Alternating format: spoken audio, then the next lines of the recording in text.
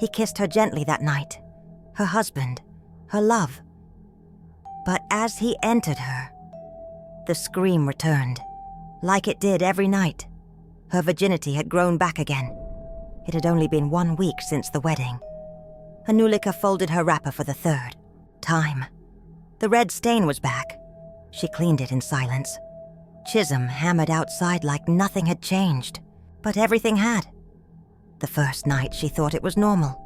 The sharp pain, the tears, the blood.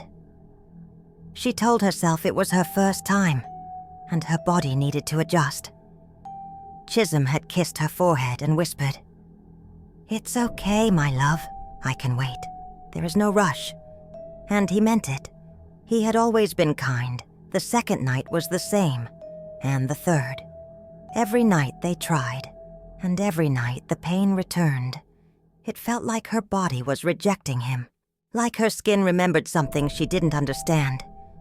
In the morning there were no signs of what happened, no bruises, no soreness, just her body, as if untouched, as if new, as if sealed. Later that day, she sat with her grandmother under the mango tree. Mama Neka peeled oranges slowly, her fingers moving like memories. The chickens scratched the dirt near her feet. Anulika didn't speak at first. She just watched the knife move up and down, carving soft circles into the orange peel. Then, in a voice so small, she said, "Mama, can I ask you something?" The old woman looked up. Her eyes narrowed gently. "What is it, my child?" Anulika swallowed hard. She looked at the ground, then back at the tree, and she whispered, "Is it possible for a woman to remain a virgin even after marriage?" The orange hit the ground. Mama Neka didn't blink. She stared like she was seeing someone else. "Why would you ask that?" Anulika didn't answer at first. Then she said softly, "Because I think it's happening to me." The old woman closed her eyes. The wind passed between them, brushing leaves across the ground. "Have you told anyone else?" she asked. Anulika shook her head. "Not your mother? Not Chisum? No." Anulika whispered, "I don't want to scare them." Mama Neka sighed. She bent down and picked up the orange, brushing the dirt off its skin. Her hands trembled slightly. Anulika spoke. About the pain, the blood, the way her body rewound itself each night. When she finished, the old woman said nothing. She just stared at the orange in her hands. Then she said, "I prayed this would skip your generation." Anulika looked up sharply. "What?" Mama Neka stood. She moved slowly, like her body carried stories too heavy for one lifetime. "You are not the first." Anulika felt her heart pound in her chest. "What do you mean?" The old woman looked out at the trees. Her voice lowered, almost to a whisper. "Adai's your grandmother bled every night for years," Mama Neka said. "The elders called it protection. But pain, even with purpose, is still pain." "But I'm married," Anulika cried. "Chisum is not a stranger." "The spirit doesn't care," Mama Neka said. "It doesn't know love. It only knows the rules." Silence again. Then she added, "It was passed down, from womb to womb. Some years it sleeps. Some years it wakes up." Anulika felt dizzy. The air felt thick. "Is it a curse?" Mama Neka didn't answer. She walked inside the house, and when she returned, she held a small leather pouch. "This was Adai's," she said, "and your mother's. Now it's yours." Anulika took it with trembling hands. Inside was a folded piece of cloth, stained with something dark, and a dried leaf tied with red string. "What am I supposed to do with this?" Anulika asked. The old woman looked tired now, older than ever. "Keep it close," she said, "and pray." because the seal doesn't break easily, and it always takes something first. Chisum watched his wife from the doorway. She was stirring soup on the fire, her back turned to him. The smoke rose slowly, wrapping around her like a veil. It had been 10 days since their wedding, 10 nights of silence, 10 mornings of awkward smiles. He loved her. That had never changed. But something had. At first, he thought it was just newness. A shy bride, a careful wife. He gave her space. But now, he was confused. Each night, he reached for her gently. Each night, she had pulled away. Not in anger, not in fear, but in pain. And each morning, she acted like nothing had happened. She served his food. She fetched water. She smiled. But her eyes were tired. Chisum watched her sweep the same spot again. She looked lost. He stayed quiet. That afternoon, as they ate together, he spoke. "You've been quiet," he said. "I'm just tired," she replied. But both knew it was more. "Is it me?" he asked. "Have I done something wrong?" Anulika's spoon froze in midair. She looked at him, her eyes wide. "No, you've done nothing wrong. You've been good to me." Chisum reached across the table and held her hand. "Then talk to me." She tried to speak, but the words caught in her throat. She shook her head. "It's not easy to explain." Chisum didn't push. He just held her hand a little longer. That night, she slept facing the wall. He didn't try to touch her. He just watched her back, the rise and fall of her breath, the way she curled into herself like she was hiding. In the middle of the night, he heard her crying, soft, silent, almost like breathing. He turned, reached out, and placed his hand on her shoulder. "I'm here," he whispered. "Whatever it is, we'll face it together." Anulika didn't move, but her tears kept falling. The next morning, Chisum went to see Mamaa. She was sitting under the guava tree, snapping beans into a metal bowl. "Mama," he said, bowing slightly, "I want to ask you something about Anulika." The old woman looked up. Her eyes studied him carefully. "What is it, my son?" "She's not herself. She smiles, but I can feel her sadness. And at night, she cries. She says she's tired, but I know it's more than that." Mamaa put down the bowl. "What else have you noticed?" she asked. Chisum hesitated. "She bleeds, even now." The old woman's face changed. A flicker of something passed through her eyes. Something old, something sharp. "Have you touched her?" Chisum's face turned red. "Only when she allowed. But it's like her body is not ready. Like something is resisting me." Mamaa sighed. She looked toward the hills, quiet for a long time. "There are things even our men were never told," Mamaa said. "Things meant to protect us, that ended up trapping us." She paused. "You're not just her husband now, Chisum. You're a witness." Chisum's heart dropped. "A witness to what?" "To a wound that was stitched shut by spirits, and now wants to bleed again." Chisum opened his mouth to ask more, but the old woman raised her hand. "Not yet," she said. "When the time is right, you'll know." Chisum nodded slowly. He thanked her and walked away, his mind filled with more questions than answers. And as Mamaa watched him go, she whispered to herself, "I warned them, but maybe the seal is stronger this time." The house was quiet again, but not the peaceful kind. The air inside felt heavy, like something was pressing on the walls. Anulika swept the floor slowly. She had been sweeping the same spot for almost 10 minutes. Her mind was far away. Chisum missed her. Not just her body, her laughter, her warmth, and her silence was louder now.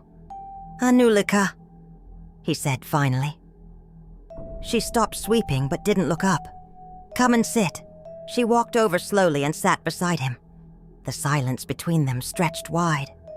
Chisum took her hand. "I love you," he said. "I hope you know that." She nodded. "I love you too." "Then why do you feel so far away?" Anulika looked at him. Her eyes were tired. Her voice was small. "Because I'm ashamed." "Ashamed of what?" "My body rejects you. Every night." "What kind of wife does that?" Chisum shook his head. "No, don't say that. You are enough. Even if we never touch again, you are still mine, and I am yours." "You say that now, but how long will you mean it?" She faced the window. "I bleed every night. Wake up untouched. It's not love. It's something else. Something wrong." Chisum rose slowly. "Then let's find a way to break it." She looked at him, surprised. "You believe me?" "Of course I do." He walked over and placed his hands on her shoulders. "I went to Mama Neka. She didn't say much, but the way she looked at me, I know she knows something." Anulika nodded slowly. "She gave me something. A pouch. It belonged to my great-grandmother." Chisum's eyes widened. "Show me." She brought the pouch from her box. He opened it carefully. The cloth, the leaf, the string. It smelled like dust and memory. "What does it mean?" he asked. "She didn't say. Just told me to keep it close and pray." Chisum looked at her. "Then we will pray together." They knelt beside the bed, side by side. For the first time since their wedding, their voices rose as one. "God, whatever this is, help us. Break it. Heal her. Set us free." Their words were simple, but their hearts were full. That night they held each other without fear. They didn't try anything more. They just stayed close. But deep in the night, Anulika woke up with a scream. Chisum sat up startled. "What is it?" She was holding her stomach, her face pale. "It's burning," she whispered. "Inside. It's burning." He rushed to get water. She drank, but the pain didn't stop. "Should I call Mama?" he asked. She shook her head. "No, just stay." She shook in his arms till morning. The pain stayed, but the blood didn't return. The next morning, Anulika walked slowly to her grandmother's hut. Her feet felt heavy, but her heart felt heavier. She hadn't bled last night, but the fire inside her had not gone away. She found Mama Neka outside, peeling okra with calm hands.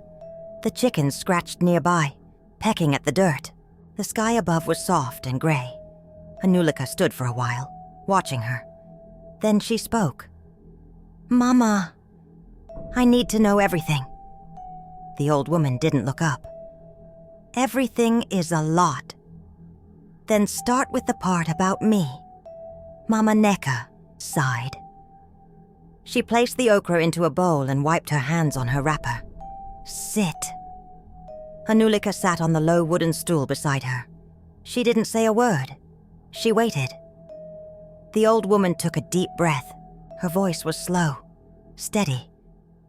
"Your great-grandmother, Adaisi, was only 16 when she married. Her husband was twice her age, a soldier. Rough, cruel." Anulika frowned but said nothing. He hurt her, and they told her to endure until she couldn't. The wind passed gently between them. The okra in the bowl moved slightly. The women of the family were afraid for their daughters, afraid for themselves. So they went to the shrine. Anulika felt a chill crawl up her spine. They begged the spirits to protect their girls, to lock their bodies until they were safe. The priest gave them herbs, and a chant, and a condition. Anulika's voice shook. What condition? That the seal would pass down, from womb to womb, until the day one daughter chose to break it. Anulika stared at her grandmother. So it's me? Mama Neka nodded. It was supposed to skip a generation. Your mother didn't suffer. We thought it was gone. But it wasn't. No, it was only sleeping. They sat in silence. The okra, the chickens, the sky. Why didn't you tell me? Anulika asked. Because I didn't want this life for you. I prayed it would. Miss you. That love would protect you. But love is not enough. Anulika whispered. No, it never was. Anulika stood slowly. How do I break it? The old woman looked at her. You already have. Anulika blinked. What? The seal broke last night. That's why you didn't bleed. But it's not over. Why not? The seal doesn't break for free, Mama said. It takes a toll on dreams, on memory, but it will pass. Anulika was quiet. Then she asked, Did Adaisi survive? The old woman smiled softly. Yes, but she never spoke again. Anulika felt the air shift. And me? Mama Neka reached out and held her hand. You are stronger than all of us. You will speak, you will heal, and you will set the others free. Anulika stood. She looked at the sky. It was still gray, but there was light behind the clouds. The days that followed were quiet, too quiet. Anulika stayed indoors most of the time. She cooked, she swept, she sat on the mat, staring into space. Chisum noticed. He didn't say much, but his eyes followed her everywhere. One night he asked, Are you still in pain? She shook her head. No. Then what is it? She didn't answer. She didn't know how to explain the heaviness inside her. The feeling of carrying stories that didn't belong to her. The weight of her great-grandmother's silence. The prayers of generations sitting on her chest. Every night she dreamt of Adaise, a girl in white, running, bleeding, screaming without sound. And every morning, Anulika woke up, tired. Like she had fought in a war she didn't remember. She stood in the doorway, watching little girls run barefoot through dust. Girls who didn't yet know what pain could be passed down. She turned to Chisum and said, I want to speak to the women. He looked up from the bench. Which women? Every woman in this compound. They deserve to know. Chisum nodded. I'll help you gather them. By evening, the compound was full. The yard was full. Eyes watching, whispers waiting. Anulika stood under the mango tree, her voice low but steady. You all know me. I am not here to cause shame. I am here because shame almost destroyed me. The murmurs stopped. Even the babies went silent. Since my wedding night, I bled. I wasn't sick. I was sealed. Gasps. It was a curse. Not to punish, but to protect. But pain is still pain, even when it wears a good name. A woman in the back wiped her eyes. My great-grandmother was the first. I am the last. More silence. And I came here today not for pity, but so that we do not seal another girl again. She pointed at a little girl playing with a stick by the gate. Let her body be her own. Let her love when she chooses. Let her walk without hidden wounds. Mama Neka stood, her voice cracked with age. It ends here. They didn't speak. But they didn't leave either. That night, Anulika sat with Chisum. He held her hand in silence. "Are you proud of me?" she asked. "Always," he said. "I'm still scared," she whispered. "You were born in silence," he said. "But now you speak." The sky was dark, but deep inside her, something finally unlocked.